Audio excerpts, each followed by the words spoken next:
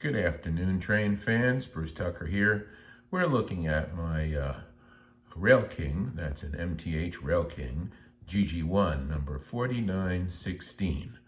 Recently, I had some problems with the Rail King in that the coupler over here would automatically just open up all by itself, and I had to disassemble it, and I had to bend a pin that was in that coupler assembly there, in the truck actually, but controlled the coupler, and I was able to adjust it to the point where it now will hold without releasing it at unopportune times.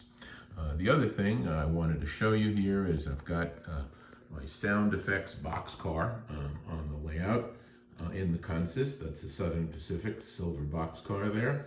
It has a soundboard in it, so when I provide power to this GG1, you're going to hear the sound effects from that sound card. So here we go.